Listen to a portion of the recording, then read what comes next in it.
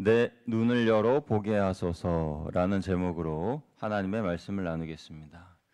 여러분, 지금 하나님은 어떤 관심을 가지고 계실까요? 그리고 하나님의 눈은 어디를 향하여 있을까요? 하나님이 관심을 두고 계시는 곳, 하나님께서 마음을 두시는 그곳에 우리의 눈과 우리의 마음도 있어야 할 텐데, 여러분, 하나님께서 관심을 가지고 또 하나님께서 주목하여 보시는 곳은 바로 세상입니다. 우리가 생각하는 세상, 속하여 살고 있는 세상, 그 세상에 하나님은 마음을 두고 계십니다. 무엇보다도 하나님은 이 세상에 속한 영혼들에게 관심을 가지고 있습니다. 잃어버린 영혼들이 언제 하나님께로 돌아올 것인가에 대해서 하나님은 많은 관심을 가지고 계십니다. 이것을 알려주는 책이 성경책입니다. 성경은 항상 하나님께서 세상을 사랑하시고 세상을 포기하지 않으셨다라는 것을 일러주는 책입니다. 세상을 바라보시는 하나님의 관점은 하나님의 품을 떠난 이들을 되찾는 영혼 구원에 있다라는 것을 우리는 알아야 됩니다. 그래서 우리는 복음을 전하는 일에 하나님의 부르심을 받았고 하나님의 마음을 가지고 세상을 바라보아야 합니다. 세상을 바라보시는 하나님의 마음은 사랑입니다. 그래서 하나님은 세상을 사랑하신다고 요한복음 3장 16절에서 예수님이 말씀하셨는데요. 우리 같이 말씀 읽어보도록 하겠습니다. 시작. 하나님이 세상을 이처럼 사랑하사 독생자를 주셨으니.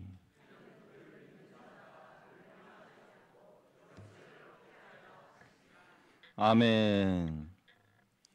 예수님은 분명히 말씀하시길 하나님은 세상을 사랑하신다라고 말씀하셨어요. 얼마나 사랑하시냐? 독생자이신 예수님을 십자가에 죽이시기까지 세상을 위하여 보내주셨다라고 말씀하고 있습니다.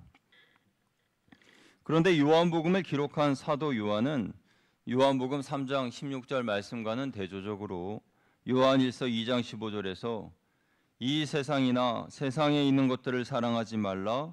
누구든지 세상을 사랑하면 아버지의 사랑이 그 안에 있지 아니하니라고 하였습니다.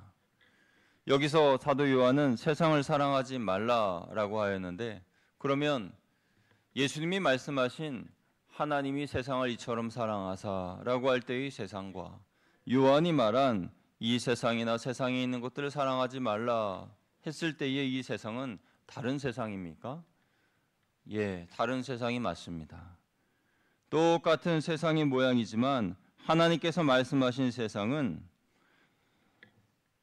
요한복음 3장 16절의 세상은 잃어버린 영혼들이 살아가고 있는 세상, 하나님이 창조하신 창조 본연의 질서의 세상, 그 아름다운 세상을 말하는 것입니다. 그러나 사도 요한이 말하는 세상은 육신의 정욕과 안목의 정욕과 이생의 자랑으로 가득한 세상, 하나님을 떠나 악한 악인들이 가득하지만 하나님을 대적하는 사탄의 통제를 받는 세상, 그런 세상을 말하는 것입니다. 사탄의 지배 아래에 있는 세상은 본질상 하나님의 진노를 받을 수밖에 없고 하나님을 알지 못할 뿐만 아니라 하나님을 거부하고 대적합니다. 그래서 예수님과 요한이 말한 이 세상은 다른 것입니다. 하나님의 관심은 사탄의 지배 아래에 있는 세상을 예수 그리스도의 주권 아래로 옮겨오는 것입니다. 이를 위해서 하나님은 각 시대별로 하나님과 함께 일할 사람들을 선별하여서 그 신실한 사람들을 부르셨는데요. 마침내 하나님은 잃어버린 세상을 구원하시기 위해서 예수님을 이 땅에 보내시고 예수님으로 인하여 구속의 완성을 이루셨습니다. 지금도 하나님은 세상과 그곳에 있는 영혼들을 구원하시기 위한 일을 진행 중이십니다. 이것이 지금 하나님께서 제일 관심을 가지고 일하시는 주제입니다. 이런 이야기를 적어놓은 책이 어떤 책이라고요? 성경책이라고 말씀드렸습니다. 하나님은 영혼을 살리시는 목적을 이루시기 위해서 저와 여러분을 준비시키십니다. 그런데 하나님은 구원의 사역을 함께 일하자 하고 우리에게 요구하실 때에 하나님의 일을 볼 수 있는 사람에게 하나님의 일을 맡기십니다. 우리가 하나님의 일에 쓰임을 받느냐 못 받느냐 하는 결정은 하나님의 사랑의 관계를 맺고 있느냐 아니냐로 결정이 됩니다. 이것을 잘 아시는 예수님은 말씀하시기를 내가 세상에 온 것은 나의 뜻을 행하려 하지 않고 나를 보내신 아버지의 뜻을 행하러 왔다라고 말씀하셨습니다. 예수님은 하나님께 100% 순종하신 하나님의 아들이십니다. 그래서 예수님은 하나님과의 사랑의 관계 안에 계셨기 때문에 이렇게 하나님께 100% 순종할 수 있었던 것이죠. 그래서 언제나 하나님이 무슨 일을 하시는지 알 수 있었습니다. 우리도 하나님을 사랑하는 마음으로 하나님과 친밀한 관계를 가지게 되면 언제든지 하나님께서 어디에서 일하시는지 또 무슨 관심을 가지고 계시는지를 알 수가 있습니다. 저와 여러분이 하나님의 마음을 알고 그 마음을 읽고 그 마음을 시원케 해드리는 우리들이 되기를 주님의 이름으로 축복합니다. 여러분, 우리가 하나님과의 관계를 소홀히 하게 되면 영적으로 민감하지 못하게 됩니다. 그러면 하나님께서 바로 내 옆에 계시는데도 하나님을 느끼지 못하고 하나님이 내 옆에서 일하고 계심에도 그것이 하나님의 일이신지 깨닫지 못하게 됩니다. 그리고 여전히 내 마음은 두려움 가운데 살아가게 되죠. 왜냐하면 하나님이 주신 영의 눈이 닫혀 있기 때문에 그렇습니다. 오늘 본문의 엘리사의 사화는 영의 눈이 닫힌 사람입니다. 그래서 하나님이 어떤 일을 하고 계시는지 그는 알지 못했습니다. 영의 눈이 닫혀 있었기 때문에 엘리사가 보는 것을 볼 수 없었습니다. 당시 엘리사와 그는 아람 사람들의 군대에 포위되어 있었는데 엘리사의 사화는 사방을 둘러싼 아람의 군대들로 인하여 두려워하면서 엘리사에게 이렇게 말합니다. 함께 열왕기하 6장 15절 말씀 읽어보겠습니다. 시작. 하나님의 사람의 사환이 일찍이 일어나서 나가보니 군사와 말과 병거가 성읍을 에워쌌는지라. 그의 사환이 엘리사에게 말하되 아, 네 주여, 우리가 어찌하리까 하니. 아멘. 오늘 본문의 말씀은 그 배경이 북이스라엘과 아람과의 전쟁 중에 일어난 이야기인데요. 두 번의 전쟁 후에 아람의 군사들이 엘리사의 성읍을 에워싸는 그런 일을 오늘 본문에서 기록하고 있습니다. 왜냐하면 저들의 계획이 번번이 들통이 나서 실패하였기 때문인데요. 아람 왕은 누군가 이스라엘과 내통하는 자가 있다 하여서 자기들의 신하를 불러서 누가 첩자인지를 가려내려고 했는데 그 중에 한 신하가 왕이시여, 이스라엘에는 엘리사라고 하는 선지자가 있는데 그는 왕의 침실에서 왕이 이야기하는 것까지도 다 알고 그리고 그 계획을 이스라엘 왕에게 알려주는 사람입니다 라고 이야기를 했어요. 그래서 우리가 번번이 아무리 좋은 작전을 세워도 전쟁에서 패하는 것입니다 라고 말하였죠. 그래서 아람 왕은 전쟁의 패배의 원인이 엘리사 때문이라고 생각하고 대규모의 병력을 보내어서 엘리사가 있던 성읍을 포위하게 된 겁니다. 그날 아침에 일찍 사환이 일어나 나가보니 아람의 군대들이 자신들의 주위를 둘러싸고 있는 그 모습을 보면서 깜짝 놀라서 엘리사에게 말한 것이었죠. 그때 엘리사가 보인 반응은 무엇입니까? 우리 16, 17절 말씀 같이 읽어보겠습니다. 시작. 대답하되 두려워하지 말라. 우리와 함께한 자가 그들과 함께한 자보다 많으니라 하고 기도하여 이르되 여호와여, 원하건대 그의 눈을 열어서 보게 하옵소서 하니 여호와께서 그 청년의 눈을 여심해 그가 보니 불말과 불병거가 산에 가득하여 엘리사를 둘렀더라. 아멘. 여러분, 이 말씀을 읽어보실 때에 엘리사의 모습은 어떻습니까? 엘리사는 사환과 달리 두려움이 없습니다. 그는 담대합니다. 왜냐하면 하나님이 보내신 불말과 불병거를 보았기 때문입니다. 그러나 사환은 엘리사가 보는 것을 볼 수 없으므로 두려워했습니다. 이에 엘리사는 하나님께 이 사환도 이 청년도 이 하나님의 일하심을 볼 수 있게 해주십시오. 그의 눈을 열어서 보게 하여 주옵소서 하고 간구했습니다. 그러자 그의 눈이 열렸고 불말과 불병거가 아람의 군대를 오히려 포위하면서 둘러서고 있는 것을 보게 되었습니다. 여러분, 우리가 살면서 두려워하는 이유가 무엇입니까? 하나님의 일하심을 볼 수 있는 영의 눈이 닫혔기 때문입니다. 우리의 영의 눈이 열리면 엘리사의 사환이 하나님의 불말과 불병거를 본 것처럼 우리도 하나님의 역사하심을 보고 마음의 두려움이 사라지고 하나님의 일하심을 보면서 하나님이 역사하신다, 하나님이 함께 하신다, 하나님께서 내게 승리를 주신다라는 믿음으로 이겨낼 수가 있는데, 그런데 영의 눈이 닫혔기 때문에 볼 수 없어서 여전히 두려운 마음으로 살아가게 되는 거예요. 여러분, 성도의 눈앞에 있는 현실, 그 현실은 해결 불가능한 현실이 아닙니다. 하나님이 함께 하시면 얼마든지 해결할 수 있는 일들이에요. 성도는 문제를 뛰어넘어 하나님의 역사를 볼 수 있는 영의 눈을 소유한 사람들입니다. 하지만 많은 성도들이 하나님께 영의 눈을 받았음에도 눈을 감고 삽니다. 왜입니까? 하나님과의 관계가 단절되었기 때문이죠. 그렇다면 하나님과의 관계를 회복하면 다시 영의 눈이 열릴까요? 예, 다시 열립니다. 혹시 내가 아닌 다른 사람이 나를 위하여 기도해 주었을 때 영의 눈이 열릴 수 있습니까? 네, 열릴 수 있습니다. 오늘 본문에 이 사환의 모습을 보면 그렇습니다.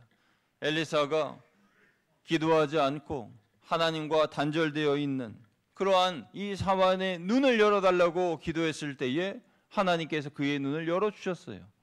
물론 구원의 문제는 다릅니다. 구원은 그 개인이 예수님을 영접하고 받아들여야만 그에게 임하게 되는 역사이기 때문에 아무리 내가 기도를 잘해준다고 해도 그가 믿지 않으면 구원을 이룰 수 없어요. 그러나 하나님께서 허락하시면 이 영의 눈이 열리는 것은 하나님의 뜻대로 믿음이 약한 사람에게도, 기도하지 않은 사람에게도, 하나님과 단절되어 있는 사람에게도, 영적으로 둔감한 사람에게도 하나님은 이루어 줄 수가 있는 겁니다. 그러면 여러분, 왜 엘리사는 보고 사환은 못 봤습니까? 엘리사와 사환의 차이는, 엘리사는 매 순간 하나님과의 친밀한 관계 속에서 살았고 사환은 하나님과의 친밀한 관계가 없었다는 것입니다. 엘리사는 하나님께서 그의 삶을 모두 주관하시도록 자신의 모든 것을 개방하고 하나님께 오픈했지만은, 사환은 하나님이 하시는 일에는 관심이 없고 무력에 빠져 있는 사람이었습니다. 당연히 사환의 영의 눈은 닫혔고 하나님이 무엇을 하고 계시는지 알 수 없었습니다. 하나님의 일하심을 보려면 하나님과 친밀한 관계를, 개인적이고 친밀한 사랑의 관계를 유지해야 합니다. 그리고 하나님이 나를 온전히 주장하시도록 나 자신을 드릴 수 있어야 됩니다. 저는 하나님께서 우리 교회가 하나님의 어떤 일에 동참하기를 원하시는지를 매일매일 생각합니다. 제 눈에 들어오는 하나님의 일은 지역 주민들과 더 가까워지는 것입니다. 하나님께서 이 일에 우리들이 동참하기를 원하신다라는 그런 생각을 하고 있습니다. 그래서 거양심초가 만들어졌고 두드림 문화 교실을 하는 것이죠. 이로써 우리가 세상으로 한 걸음 한 걸음 나아가는 겁니다. 지금은 미약하지만, 그러나 이후에 이것이 더욱더 사람들에게 알려지고 우리 교회가 이런 좋은 일을 하는구나라는 것을 알리는 그런 계기가 되는 거예요. 하나님께서 앞으로도 우리 교회에 어떤 모습으로 어떤 일을 하실지 저는 기대합니다. 그러나 기대만 해서는 안 됩니다. 우리가 해야 할 것은 하나님과의 친밀한 교제예요. 하나님과 더 친밀해지고 하나님과 더 가까워져야 됩니다. 하나님을 더 사랑하고 하나님이 주실 비전을 사모해야 됩니다. 그런데 하나님이 주신 비전과 열정을 항상 유지하기란 쉽지 않죠. 그래서 포기하고 싶은 마음이 들 때도 있습니다. 그러면 하나님께서 마치 줄다리기 하듯이 하나님께서 하시는 일을 살짝 보여주십니다. 그러면은 지치고 피곤한 우리들에게 하나님이 이 일을 하시는구나 하면서 가까이 다가가게 하시죠. 그래서 하나님이 어디서 일하시는지 하나님이 힘내라는 차원으로 보여주실 때가 있다라는 거예요. 그때 하나님에 대해서 영적으로 민감하고 깨어있는 성도들은 이것이 하나님께서 우리에게 보여주시는 일이구나, 보여주시는 기회구나라는 걸 알고 움직이려고 하지만 대부분의 성도들은 하나님께서 하시는 일이라고 간주하지 않습니다. 그래서 우리에게 필요한 것은 무엇입니까? 그것은 성령님께 내 눈을 열어달라고 간구하는 것입니다. 그리고 눈이 닫혀있는 이들에게 하나님, 저들도 영의 눈이 열려 볼 수 있게 하여 주옵소서 하고 간구하며 기도하는 겁니다. 사실 예수님의 제자들도 성령을 받기 전에는 영의 눈이 닫혀있던 사람들이었습니다. 그래서 하나님의 일하심을 볼 수 없었습니다. 그들은 두려움으로 인하여 눈이 닫혀 있었고 미래에 대한 걱정으로 눈이 닫혀 있었습니다. 그러나 다행히도 그들은 마가의 다락방에 모여 함께 기도했습니다. 그들은 성령이 임재하시기를 간절히 기도했습니다. 그때 성령님께서 예수님의 제자들을 위해서 하신 일이 두 가지입니다. 예수님은 요한복음 14장 26절에서 이렇게 말씀하셨는데요. 우리 같이 읽어보겠습니다. 시작. 보혜사 곧 아버지께서 내 이름으로 보내실 성령, 그가 너희에게 모든 것을 가르치고 내가 너희에게 말한 모든 것을 생각나게 하리라. 아멘. 성령님께서 제자들을 위하여서 하신 것은 첫째는 알게 하시고 둘째는 어떻게 해야 할지를 생각나게 하신 겁니다.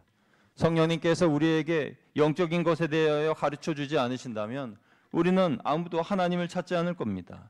영적인 일에도 무관심할 거예요.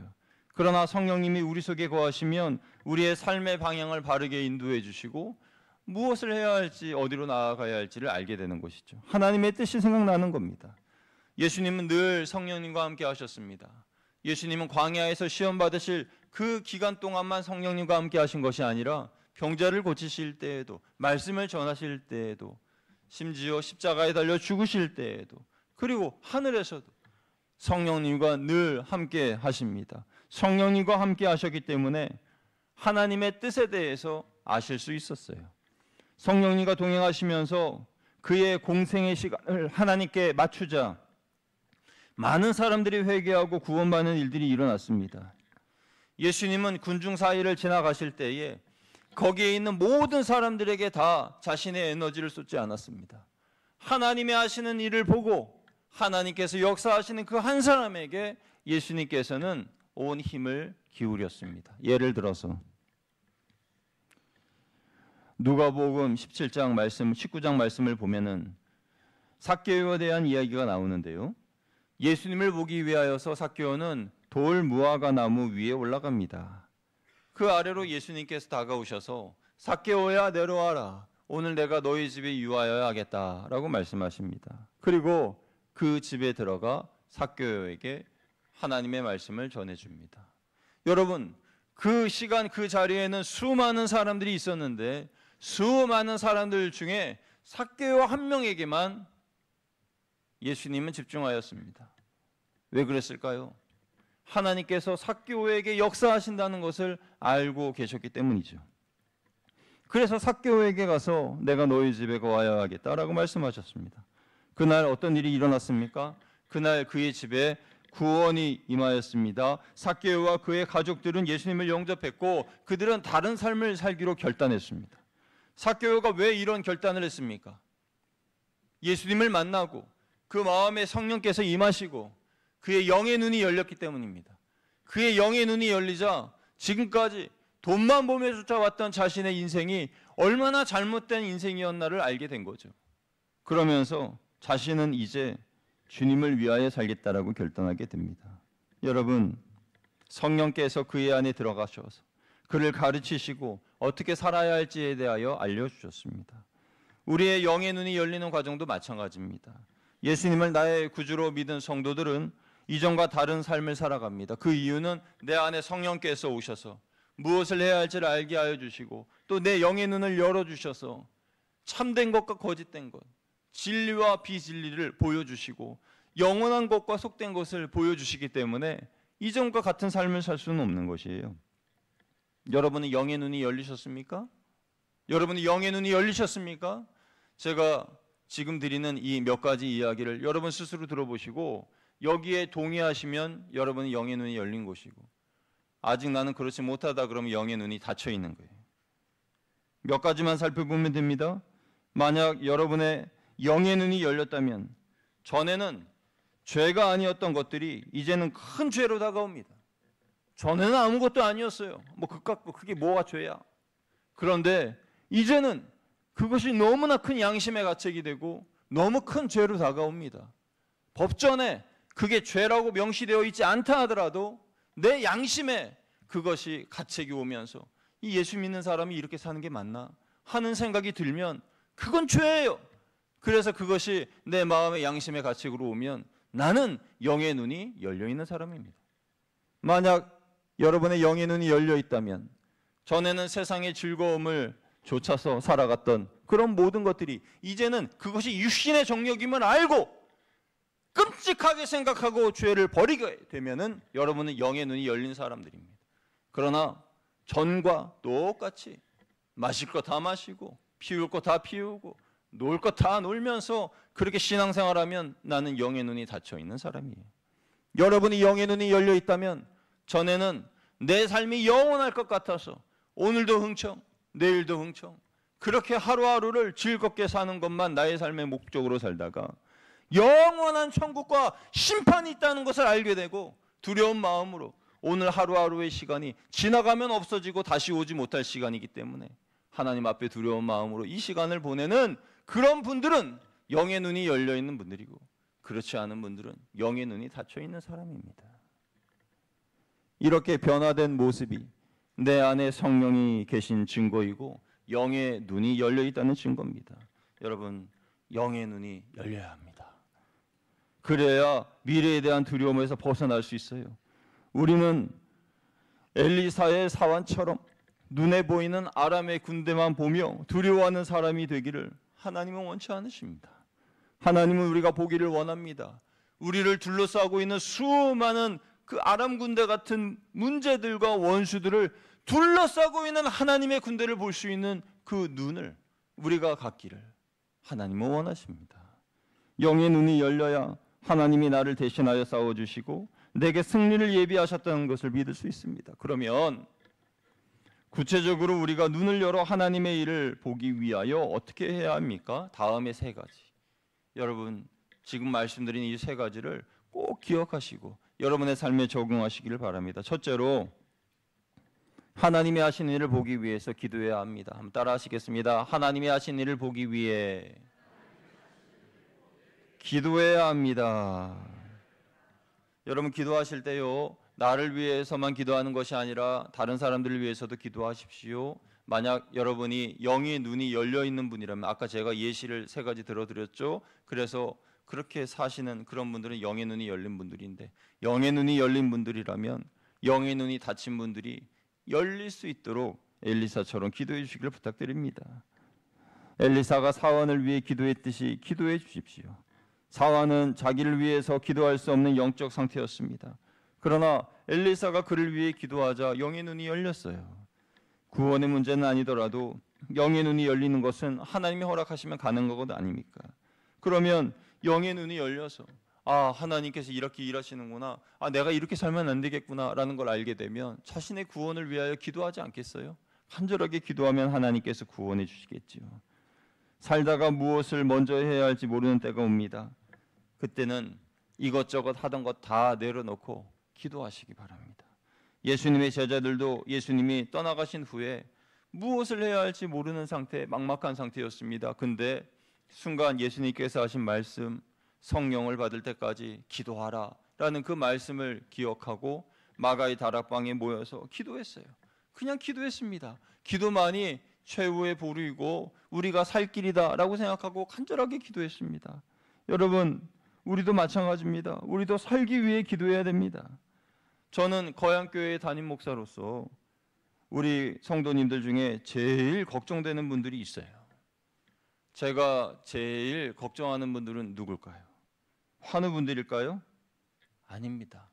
환우분들과 그 가족분들은 오히려 이전보다 더 열심히 기도하시기 때문에 하나님께서 함께하여 주시고 하나님께서 고쳐주실 것이라는 믿음이 있기 때문에 걱정하지 않습니다.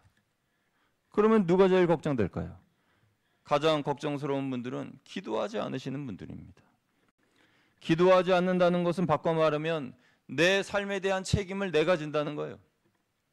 그렇지 않습니까? 기도한다는 것은 하나님, 저는 이 문제를 해결할 수 없어요. 하나님 도와주시고 하나님 해결해 주세요 하고 올리는 것이 기도 아닙니까? 그렇게 하나님께 기도드리면 하나님이 들으시고 그래, 내가 너의 문제를 해결해 주마 하고 하나님이 책임져 주시는 거죠. 반대로 기도하지 않으면 하나님 없이도 이 문제는 내가 해결할 수 있어 라는 그런 모습 아닙니까? 그런 마음 아니에요? 그런데 여러분, 우리가 우리 삶의 문제를 어떻게 내가 해결할 수 있습니까? 재정의 문제를 여러분 해결할 수 있습니까? 자녀들의 문제를 해결할 수 있습니까? 건강의 문제 해결할 수 있습니까? 미래에 대한 문제 해결할 수 있습니까? 뭐 하나 해결할 수 있는 문제가 어디 있습니까? 내가 스스로 해결할 수 있는 문제가 어디 있냐는 거예요. 그런데 왜 기도하지 않냐는 겁니다. 기도하지 않아서 하나님께 모든 책임을 돌리지 않고 내가 삶의 모든 짐을 어깨에 짊어지고 그렇게 무거워서 쓰러지고 또 일어나 또 가다가 또 쓰러지고, 하나님께 기도하면 하나님이 다 책임져 주시는데, 하나님이 문제 해결을 위한 지름길도 보여주시고 살 길도 열어주시는데 왜 기도하지 않습니까? 우리는 우리 가족을 위해, 개인을 위해, 나의 영혼을 위해, 또 지인들의 영혼을 위해 기도해야 되지만 특별히 또 교회를 위해서도 하나님의 일에 동참하게 해달라고 기도해야 됩니다. 하나님의 일을 하겠다고 하지 마시고 하나님이 지금 하시는 일에 내가 동참할 수 있게 해달라고 기도해야 합니다. 뭐가 다릅니까? 하나님의 일에 내가 동참할 수 있게 해 주십시오라는 것은 하나님이 하시는 일에 내가 수종을 드는 거예요. 모든 영광이 하나님께로 돌아갑니다. 그런데 내가 하는 일에 하나님께서 함께 해주세요라고 한다면 그 일의 결말도 나에게 있고 그 마지막 영광도 하나님이 아닌 내가 취하는 겁니다. 엄청나게 다르죠. 내가 주도적으로 시작한 일은 비록 그것이 하나님을 위한 일인 것 같아도 나로부터 시작됐기 때문에 결론은 나입니다. 내가 영광을 받는 거예요. 하나님의 일에 내가 동참하게 되면 처음부터 끝까지 하나님이 하신 일이기 때문에 하나님께만 영광이 돌려집니다. 그래서 하나님의 일에 동참하게 해달라고 기도해야 되는 거예요. 비록 지금 하나님이 하신 일이 무엇인지 당장 알 수 없다 할지라도 언젠가 하나님이 나를 사용하실 것이라는 믿음을 가지고 기도해야 합니다. 기도로서 준비해야 한다는 것입니다. 그리고 더 중요한 것은 기도하신 후에는 내 삶에 일어나는 작은 변화에 대하여 주목해야 됩니다. 이게 두 번째 사항인데요. 둘째로 내 기도와 무슨 관련이 있는지 하나님께 질문하는 거예요. 이것이 무슨 말이냐? 많은 성도님들이 기도는 하시는데요, 기도 후에 내가 기도했던 그 내용과 그 사실들을 잊어버리고 살아가시는 경우가 많습니다. 그러면 엘리야가 보았던 바다 위에 작은 구름같이 몽실몽실 뭔가가 일어나고 내 삶에 작은 변화가 일어나게 될 때에 잊지 않고 기억하고 있는 분들은 저거 하나님께서 내게 응답을 주시려는 사인인가? 라고 생각하면서 하나님, 지금 이러이러한 일들이 일어나고 있는데 이거 혹시 하나님께서 저를 통하여서 이루시려는, 또 저를 위하여서 예비하신 그게 맞나요? 하고 하나님께 다시 한번 기도하겠죠. 그럼 하나님께서 맞다, 내가 너에게 주는 응답이고 사인이야, 그걸 붙잡고 기도해라 라고 하나님 말씀해 주시겠죠. 그런데 기도만 하고 작게 일어나는 내 삶의 변화에 대해서는 생각하지 않고 잊어버리고 살아가고 있으면 하나님이 응답에 그냥 지나갈 때가 많이 있다는 거예요. 그래서 여러분들 하나님의 응답을 많이 놓치신 겁니다. 작은 변화라도 기도 후에 일어난 일에 대해서 하나님과 연관짓지 않으면 그것이 하나님의 응답이지 모르고 지나갈 때가 많다는 거예요. 그래서 작은 변화라도 생겼다면 바로 하나님께 질문해야 됩니다. 예를 들어 보겠습니다. 여러분이 어떤 분을 전도하기 위하여서 하나님께 기도하고 하나님 저분과 만날 수 있는 기회를, 또 대화할 수 있는 계기를 하나님 허락해 주세요 하고 하나님께 기도했습니다. 그리고 그 기도를 잊지 않고 있었습니다. 그런데 어느 날 그분이 여러분에게 저 혹시 저하고 좀 얘기 좀 할 수 있을까요? 라고 이렇게 이야기를 한다면 여러분 어떻게 반응을 하셔야 되겠어요? 그분하고 대화하기 전에 하나님께 기도해야죠. 하나님, 이분이 저하고 이야기하고 싶어 하는데 하나님의 사인이 맞습니까? 하나님께서 보내주신 것이 맞나요? 맞다, 오늘이 바로 구원의 날이다, 하나님이 사인을 주시겠죠. 그럼 하나님, 제가 어떤 말을 해야 할까요? 하나님이 또 지혜를 주실 겁니다. 그럼 그 지혜를 가지고 이야기를 하면 되는 것이죠. 하나님이 이런 말씀을 주실 수 있을 거예요. 제가 당신을 위해서 기도해 드릴 기도 제목이 뭔가요? 저에게 하고 싶은 말이 뭐가 있죠? 제가 다 들어드리겠습니다. 저에게 말씀해 보세요 하고 물어볼 수 있겠죠. 평소와 다른 어떤 작은 변화, 거기에 대하여서 우리는 하나님께 질문을 해야 됩니다. 그러면 하나님께서 세 번째 단계로 나아가게 하십니다. 세 번째 단계는 하나님의 뜻에 나의 것을 드릴 수 있어야 한다는 거예요. 한번 따라하시겠습니다. 하나님의 뜻에 나의 것을 드릴 수 있어야 합니다. 앞서 예화로 말씀드린 그 분을 만나고 전도를 할 기회가 열렸어요. 그런데 그분과 대화를 한다는 것은 나의 시간을 버린다는 거예요. 그렇죠? 그분과 대화하는 그 시간은 내가 하고 싶어 했던 그 일과 그 시간을 포기해야 되는 시간입니다. 어떤 청년이요, 이 오후 수업에 들어가야 되는데, 그런데 어떤 한 친구가 심각한 얼굴로 자기에게 찾아와서 너 나하고 좀 10분만 이야기할 수 있어? 이렇게 이야기를 했다라는 거예요. 그래서 그래 이야기하자 하고 10분 얘기했는데 10분이 뭐예요? 시간이 계속 심각한 얘기니까 계속 시간이 지나니까, 그런데 이거 참 시계를 보니까 오후 수업 들어갈 시간이 됐는데 어떻게 해야 되나 하나님께 순간 기도했다는 거죠. 하나님, 이 친구가 저를 붙잡고 이 얘기를 하는데 이거 어떻게 하면 좋을까요? 너에게 붙여준 내가 잃어버린 영혼이다. 그런 하나님의 음성을 듣고, 그리고 그 친구에게 이 말을 듣고 상담을 해주고, 뭐 신학적인 지혜도 없고 뭐 아무것도 뭐 부족한 것이 많지만 그래도 이야기를 충분히 듣고 자기의 신앙도 간증해주고 예수님에 대해서도 소개해주고, 그러니까 이 아이의 얼굴이 확 바뀌면서 마음에 어쩌면 극단적인 생각을 할 수도 있었던 아이였는데, 그런데 생각을 바꾸고 마음을 바꾸고 그랬다는 거예요. 그러니까 이 대학생 이 친구는 자기의 오후 수업을 포기하고 이 친구를 살린 거예요. 여러분, 대가를 지불하는 것이죠. 하나님의 뜻에 나의 것을 드릴 수 있는 겁니다. 그 사람의 이야기를 들으려면 시간을 포기해야 되고, 또 하나님께서 원하시는 그 뜻을 감당하려면 내 물질을 포기할 수도 있고 내 계획을 포기해야 할 수도 있습니다. 그런데 거기에 대한 보상을 하나님께서 안 해주실까요? 내 시간을 포기하고 내 물질을 포기하고 내 계획을 포기하면서 하나님의 뜻에 순종했던 그 나의 마음과 그 모든 시간과 그런 것들에 대해서 하나님이 보상해 주지 않으실까요? 저는 그렇게 생각하지 않습니다. 하나님께서 100만 배 이상의 보상으로 하나님이 함께 하실 줄로 믿습니다. 그러니까 하나님의 뜻에 나의 것을 드릴 수 있는 사람이 되어야 되는 거예요. 이제 말씀을 정리하겠습니다. 여러분, 세 가지 꼭 기억해 주시길 부탁드립니다. 첫째, 하나님이 하시는 일을 보기 위해서는 먼저 기도해야 한다. 둘째, 기도 후에 일어나는 작은 변화 놓치지 말고 내 기도와 무슨 관련이 있는지 하나님께 질문해 보라. 셋째, 하나님의 일에 동참하게 되었을 때 그 뜻에 나의 것을 드릴 수 있어야 한다는 거예요. 시간이면 시간, 물질이면 물질, 계획이면 계획, 모든 거든지요. 이 세 가지가 여러분의 순종으로 이루어지게 될 때 누군가의 영혼을 구해낼 수 있습니다. 그리고 하나님의 깊은 사랑의 관계로 들어갈 수 있고 신앙은 더 성장하게 될 것입니다. 우리는 하나님이 말씀하시면 언제든지 순종할 수 있는 준비가 되어 있어야 됩니다. 여러분, 어떤 순종, 어떤 준비입니까? 하나님과 민감한 그런 관계, 영적으로 민감한. 그래서 하나님이 옆에 계시면 옆에 오셨구나. 하나님이 내 안에 임하시면 하나님이 오셨구나. 하나님이 느낄 수 있는 그런 정도, 그런 수준까지 우리가 자라가야 하지 않겠습니까?